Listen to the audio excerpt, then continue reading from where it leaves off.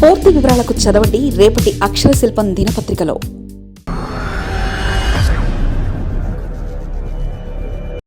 టీడీపీగా నారా లోకేష్ నాయకత్వంలో పార్టీకి కొత్త నాయకత్వం వహించి కొత్తలతోనే సరికొత్త రాజకీయం. లోకేష్ మార్క్ స్పష్టంగా కనిపిస్తుందట. ఇక సీనియర్లకు దాదాపు స్వస్తి చెప్పినట్లే. తెలుగుదేశం పార్టీ ఆంధ్రప్రదేశ్ రాజకీయాల్లో చెరగని ముద్ర వేసిన రాజకీయ పార్టీ. ఢిల్లీ రాజకీయ నేతల్ని ఢీకొని రాజకీయాల్లో ప్రముఖ పాత్ర పోషించిన పార్టీ. ఎన్టీఆర్ లాంటి మహోన్నతుడు తెలుగువారి ఆత్మ గౌరవాన్ని జాతీయ రాజకీయ నాయకులకు తెలిసొచ్చేలా చేసిన రాజకీయ పార్టీ.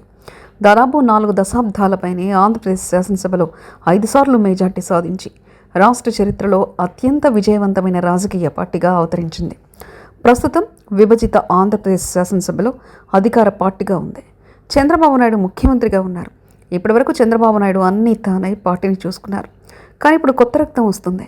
నారా లోకేష్ నాయకత్వంలో మొత్తం అంతా నడుస్తుందనేది స్పష్టమవుతుంది. తెలుగుదేశం పార్టీలో ఇక సీనియర్లకు రాజకీయంగా దాదాపు స్వస్తి చెప్పినట్లే. నారా లోకేష్ ఇక పార్టీలో ప్రారంభమైందని అనుకోవాలి. పార్టీ పదవుల్లోనూ త్వరలో భర్తీ అయ్యే నామినేటెడ్ పోస్టుల్లోనూ యువతరానికి ప్రాధాన్యత ఇవ్వాలని నారా లోకేష్ నిర్ణయించినట్లు పార్టీ వర్గాలే చెప్తున్నాయి. పార్టీ ఫేస్ను గ్లామర్ను పూర్తిగా మార్చివేయాలని, ముసలి కంపును వదిలించుకోవాలన్న నిర్ణయానికి లోకేష్ వచ్చారని అంటున్నారు. అందులో భాగంగా ఇప్పటి నుంచి లోకేష్ పార్టీపై పట్టు పెంచుకునే ప్రయత్నాలు ప్రారంభించారు. తనకంటూ ఓ వర్గాన్ని ఇప్పటి నుంచే క్రియేట్ చేసుకున్నారు. లోకేష్ వర్గం ఇప్పుడు పార్టీలోనూ ప్రభుత్వంలోనూ ఆధిపత్యం ప్రదర్శిస్తుందన్న వాదనలో ఎలాంటి అతిశక్తి లేదు. అనర్హుల ఏరివేతకు రెడీ. యువగలం పాదయాత్ర నుంచే నారా లోకేష్ ఇప్పటి నుంచే కాదు, దాదాపు 10 ఏళ్ల నుంచి పార్టీలో వెనకుండి కొన్నాళ్ళు ప్రత్యక్షంగా 2014 తర్వాత పూర్తిగా తన చేతుల్లోకి తీసుకున్నారు. పాత ముఖాలతో ప్రజలు విసిగిపోయి ఉండడంతో సీనియర్ నేతలను ఆదరిస్తారన్న నమ్మకంతో లోకేష్ టీం ఉంది. చంద్రబాబు నాయుడు కూడా దాదాపు అదే అభిప్రాయంలో ఉన్నారు. అందుకే టీం మొత్తాన్ని మార్చే పనిలో ఉన్నారు. లోకేష్ యువగలం పాదయాత్ర నుంచి చురుకైన నేతలను ఎంపిక చేసుకున్నారు. వారితో నీ నియోజకవర్గంలో పార్టీ పనులు కానిచ్చేస్తున్నారని వెనికిడే. సీనియర్ నేతలు మరొకరిని ఎదగనివ్వకపోవడంతో కొంత తెలుగు యువతలో అసంతృప్తి ఉందని భావించిన లోకేష్ యువతకు ప్రాధాన్యత ఇవ్వాలని నిర్ణయించారు. 4 దశాబ్దాల నుండి తెలుగుదేశం పార్టీలో అవే ముఖాలు. ఎప్పుడు పార్టీ అధికారంలోకి వచ్చినా వారే మంత్రులు, వారే జిల్లా పార్టీ అధ్యక్షులు. అధికారంలోకి రాకపోయినా వారి కనుసన్నల్లోనే జిల్లా పార్టీ నడవాల్సిందే.